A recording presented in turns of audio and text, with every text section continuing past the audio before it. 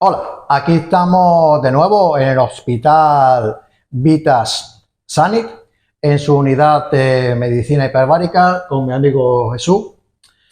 Y vamos a ver distintos temas como por ejemplo el interior de la cámara, los distintos tratamientos que podemos hacer en ella y también veremos un poquito el tema de los disbarismos hiperbáricos en el tema del buceo. Vamos para adentro.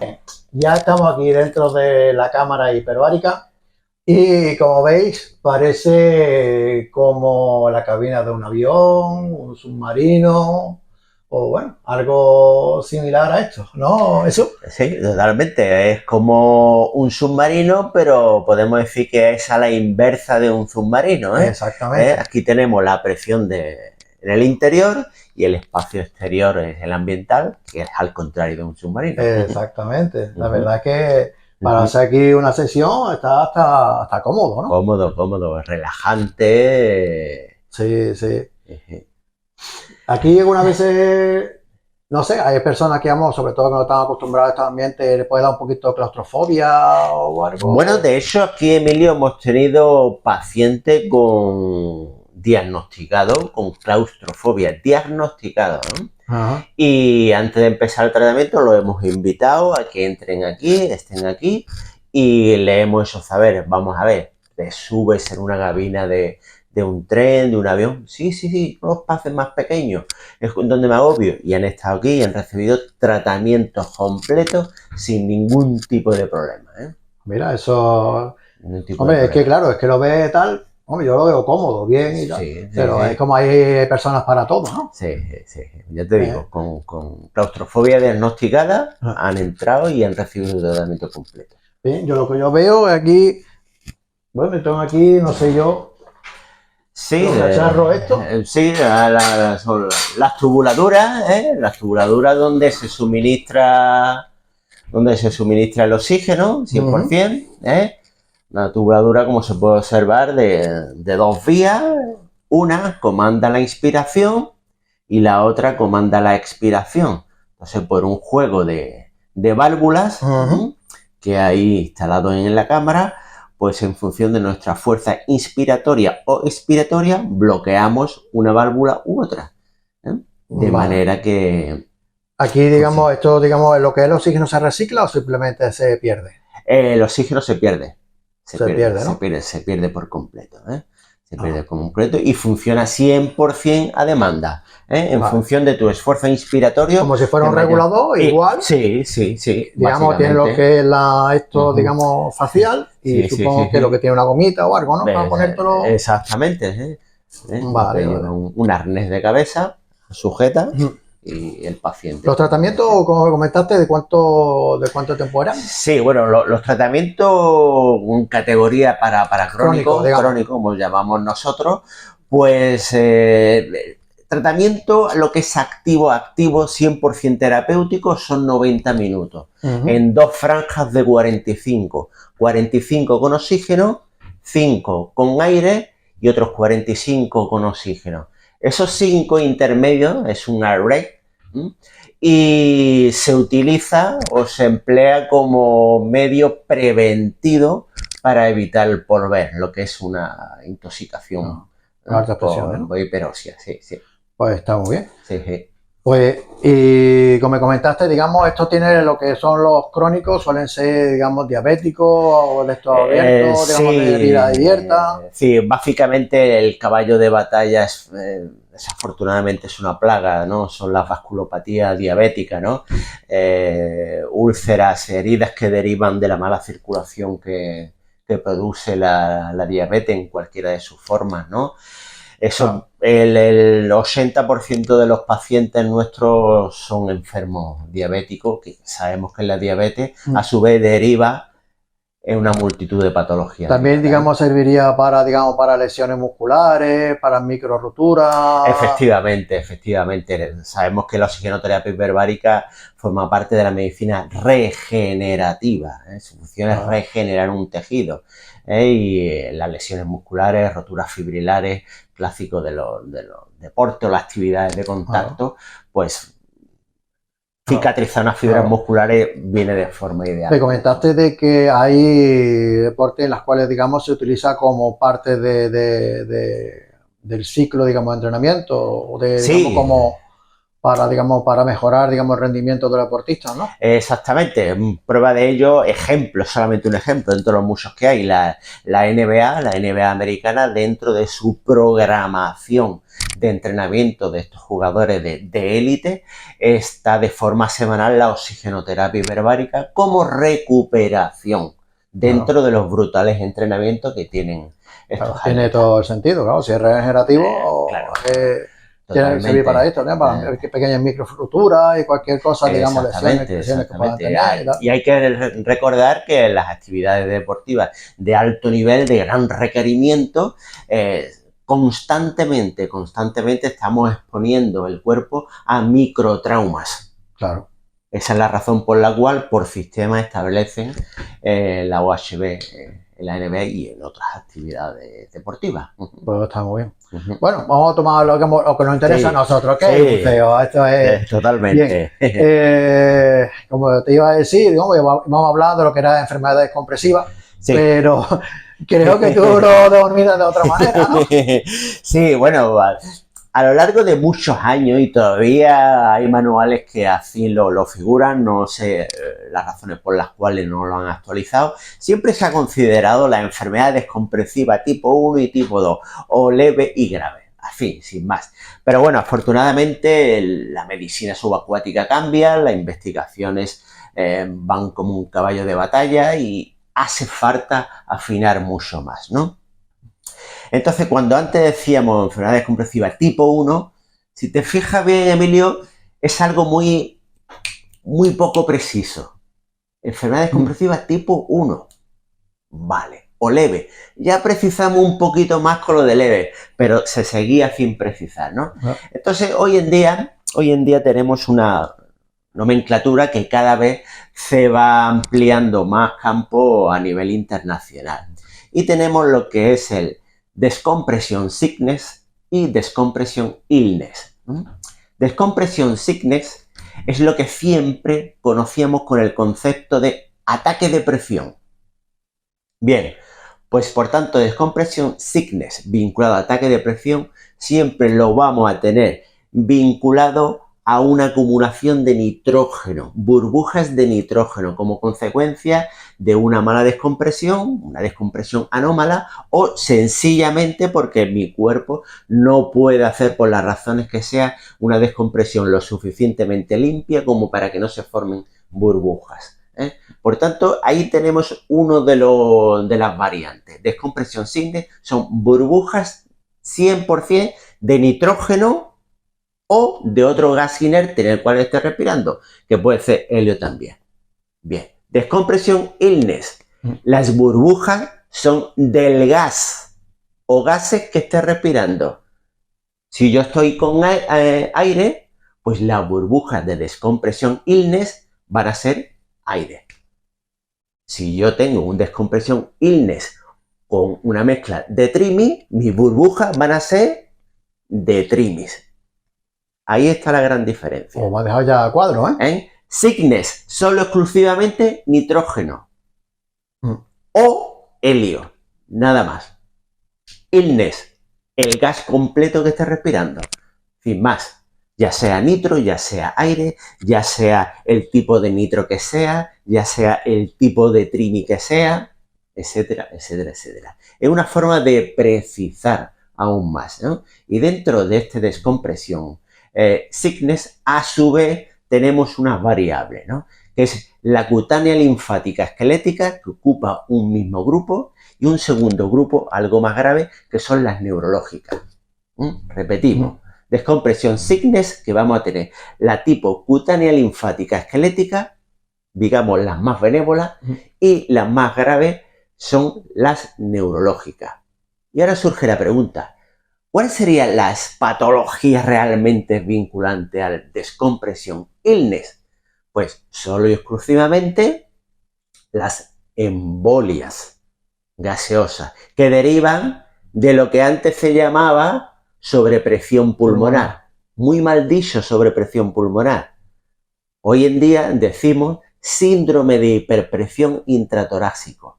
¿Por qué decimos síndrome? Porque cuando ocurre una sobrepresión, no solamente se afecta el sistema pulmonar, sino que también se puede afectar a nivel cerebral. Por eso se le llama síndrome, porque es una afectación que ocurre tanto a nivel pulmonar como a nivel neurológico, cerebro.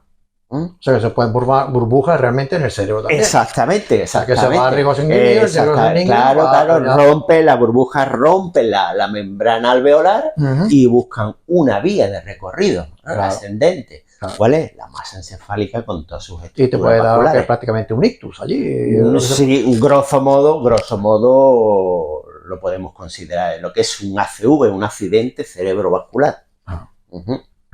Pues mira, está, digamos, al final es la misma patología, pero mismo, digamos con distintas nomenclaturas, y más precisa, más afinada, más precisa. Exactamente. Como he dicho antes decía enfermedades compresivas tipo 1, leve. Precisaba muy poco. Y ahora con estas dos variantes y a su vez las que tenemos entre ellas, pues precisamos mucho más.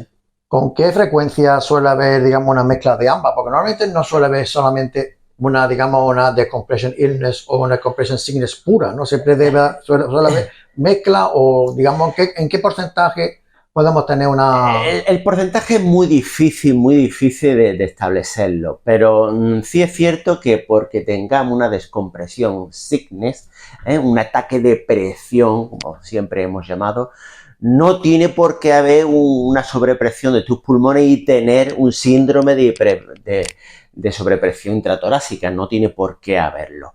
¿Se puede dar las dos circunstancias? Sí, pero hablamos de accidentes de buceo muy graves, que por las razones que sea, el buceador ha salido de una profundidad considerable, con un abollamiento, sale disparado hacia arriba, tenía una deco prevista o acumulada, pues por tanto, ¿qué ha ocurrido? Va a tener una gasificación de burbujas de nitrógeno. Por otra parte, probablemente haya perdido el conocimiento, tenga una expansión de la masa pulmonar, síndrome de hiperpresión intratorácica, y llega arriba con esas dos variantes que son el cuadro más grave que se puede dar dentro de un buceador sin ningún tipo de duda. Es el cuadro más grave que hay. Hay que estar, digamos, precisamente para eso está el entrenamiento y para eso está, digamos, mantener la calma y no pegarte un bollazo, claro. Totalmente. El temple de un buceador, lo sabrá, ¿no? De tantos años en el buceo, es primordial. Claro. El estrés es el enemigo número 1. Pues... Ya está, hay que tener cuidado. No queda otra. Estoy aquí con esto ya cogido. Voy a soltarlo. Voy a soltarlo. Pues sí, la verdad es que podemos estar aquí charlando todo el rato. Sí, bueno, el tema es lo suficientemente fascinante como para hablar de cada elemento de esto semana tras semana. Sí. Es un campo muy extenso. ¿Qué te iba a comentar? El tema, digamos, de los tratamientos hiperbáricos digamos, en el caso, digamos, de un ¿cómo lo llama? Oye, ya se me ha olvidado el nombre. Decompression sickness, ¿no? Decompression sickness, ataques de presión de toda la vida. Vamos a darle el apelativo de toda la vida, ¿no? No, ha salido. Te ha salido. Bien. Bueno, más o menos yo tengo la idea, digamos, se suele escuchar, digamos, del tema de la tabla 6 de la US Navy, que es la que está y tal. Sí. Esa, digamos, no sé, se sigue utilizando, no se sigue utilizando, depende del caso, o normalmente que vosotros, que soléis, digamos, hacer este tipo de cosas. Sí, bueno, las tablas de tratamiento de la US Navy prácticamente hoy en día se sigue utilizando y a nivel mundial, ¿no? Aunque tienen también las tablas de la Royal Navy, sí es cierto que la US Navy tiene un bagaje, ¿no? En cuanto a tratamiento se refiere. Y bueno, su peso lo tiene de por sí por el resultado que está dando. Entonces, si algo va bien, ¿por qué cambiarlo, no? Claro. Entonces, de esa manera se tiene...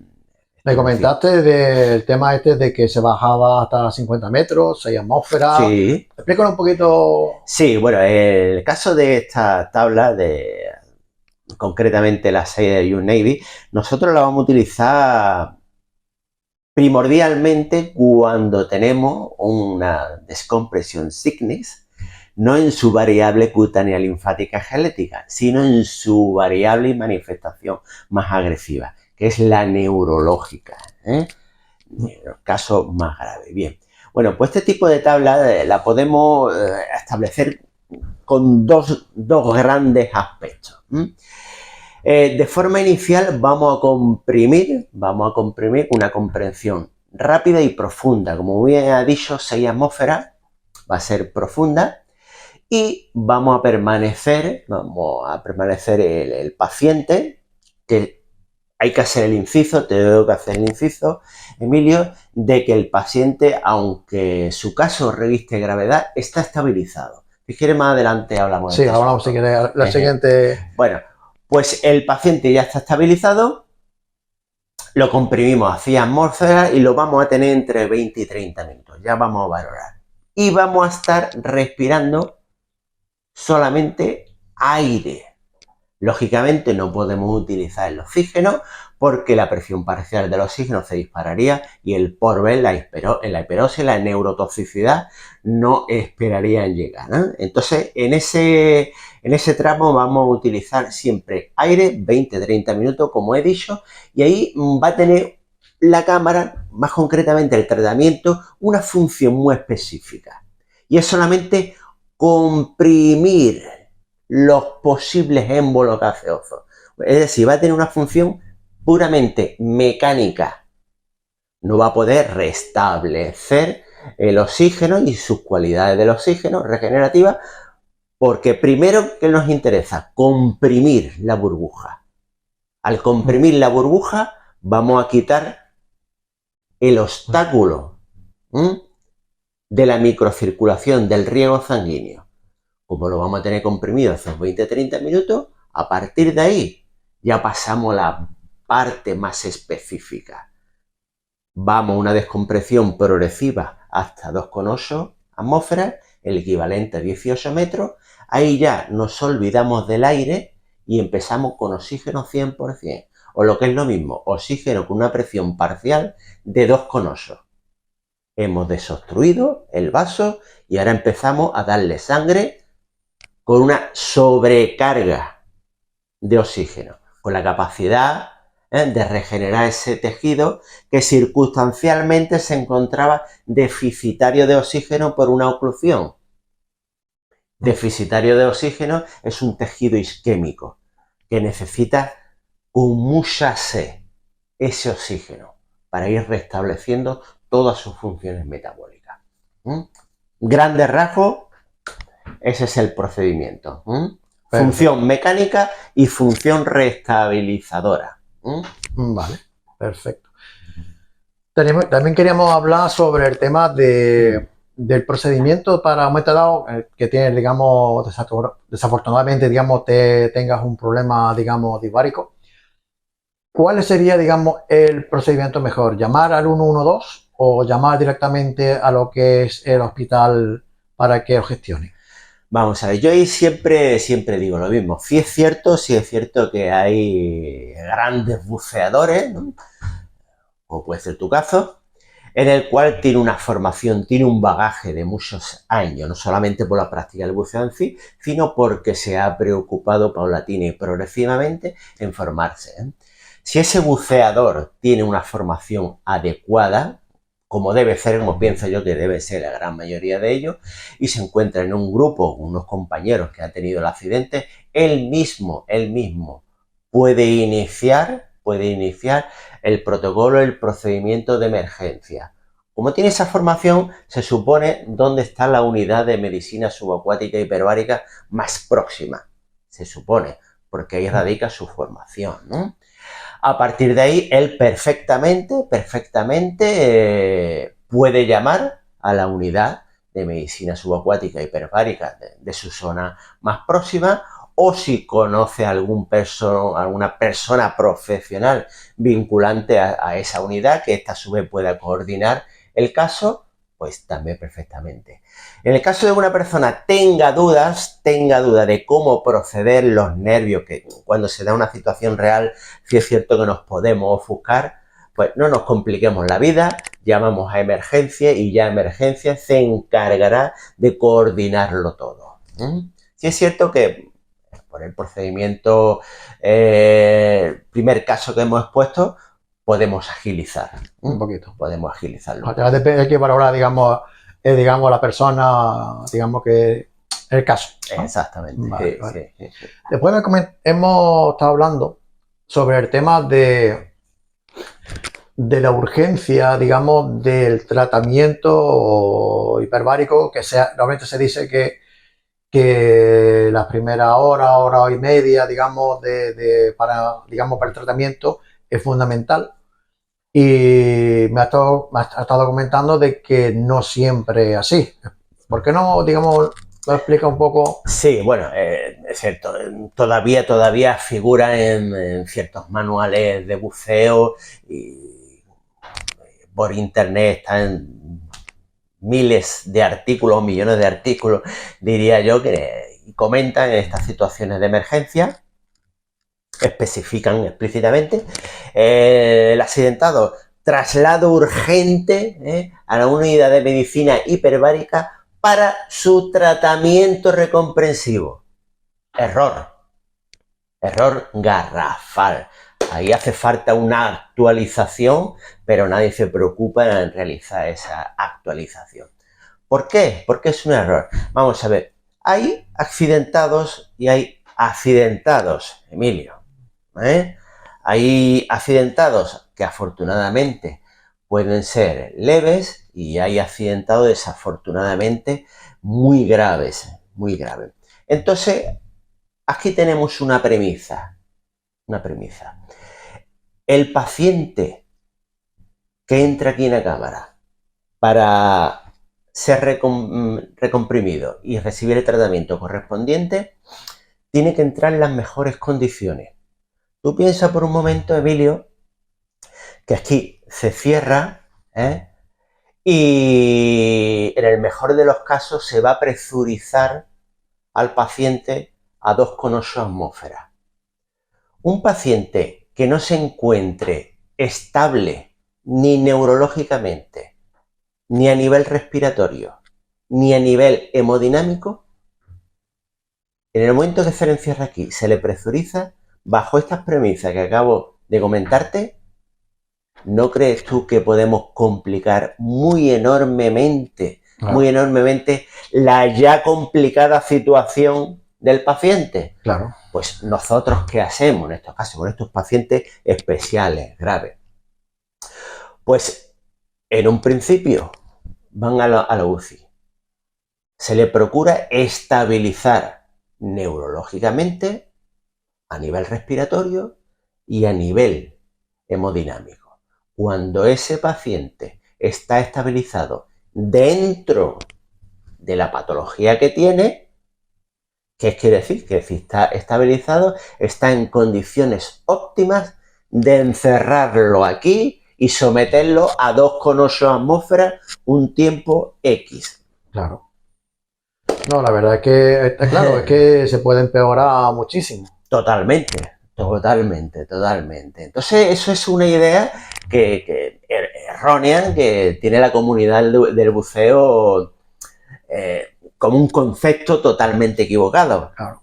Sí, se le trae a la cámara hiperbárica, a la unidad de cámara hiperbárica, pero probablemente no se le dé el tratamiento. Entonces, precisamente por eso es más conveniente de que, aparte, digamos, de la unidad de medicina hiperbárica, haya todo un hospital detrás de esa unidad de medicina hiperbárica. Es que si estamos hablando solamente de la unidad, una cámara hiperbárica, como decía, que pelada y monda, y con un médico y tal, pues la verdad es que como se complica, la verdad es que tienen que mandarlo a otro sitio, o no pueden hacer nada. Totalmente. Y de hecho es algo que nos ha ocurrido en diferentes ocasiones. Claro. Por circunstancias, por falta de conocimiento, se le ha llevado el paciente a un lugar inadecuado en el cual no tenía capacidad técnica Claro. para tratar a ese paciente. Y a su vez, pues ese centro hospitalario nos ha llamado, mira, tenemos este paciente, nosotros no tenemos potencial técnico para tratarlo. Claro. Y eso es muy importante. Muy Sí, importante. es crucial, vamos, es que depende de tu vida de ello, vamos. Importantísimo. Eso de establecer al paciente antes de meterlo aquí es vital. Claro. Puede que lo metamos aquí en cámara al día siguiente o puede que lo metamos en cámara 3 días después. Sencillamente, ¿cuándo va a entrar? Cuando esté bien, ¿no? Cuando sea necesario y esté bien dentro de su posible gravedad. Claro. Eso. Pues la verdad es que está muy interesante la charla. Bien, ya queda solamente de recordar una cosa. ¿Qué día de noviembre? Era tercera semana. ¿Era el 16? Un lapsus. 16. 16. Sábado. Sí, sábado seguro. Sábado seguro. Sábado seguro. Recuérdale a nuestros... Sí. Aquí a nuestros oyentes. Exactamente. ¿De qué va a tratar la conferencia que vamos a dar? Vamos a tratar la fenomenología de la descompresión, pero vinculante a helio. Cuando digo al helio me refiero a mezclas heliox o a mezclas trini, mezclas ternarias, ¿vale? Yo pienso que va a ser fantástico. Hombre, la verdad es que yo todavía no salgo de ninguna defraudado. Es que he salido, digamos, como medio loco ya, digamos, cambiándome los esquemas. Sí, ¿no? Pero... bueno, esta la tengo ya esquematizada en ordenador más o menos, falta perfilar algunos aspectos de la charla, no muchos.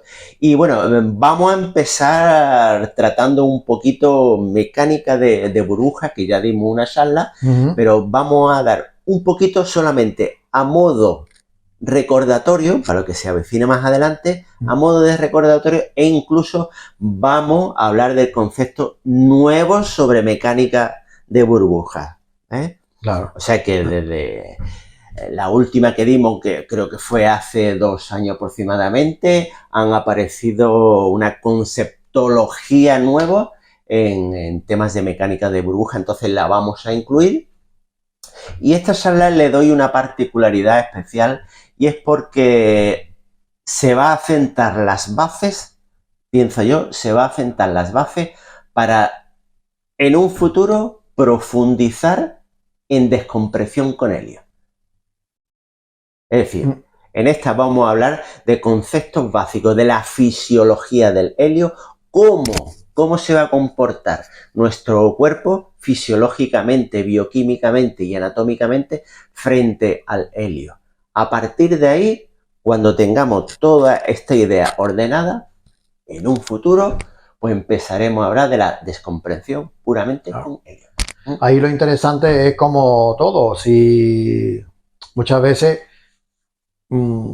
hay que, digamos, ir a las charlas para luego no perderte.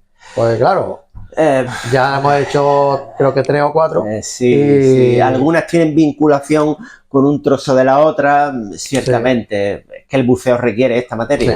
Sí, ¿no?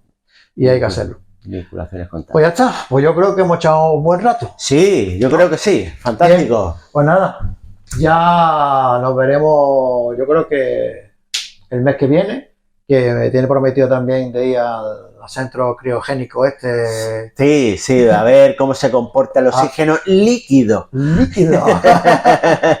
Siempre tenemos el concepto del oxígeno gaseoso, pero ¿qué pasa con el líquido, no? Bien, pues nada, pues ya nos vemos y muchas gracias por escuchar. Buenas tardes, nos vemos próximamente. Hasta luego. Venga, hasta luego.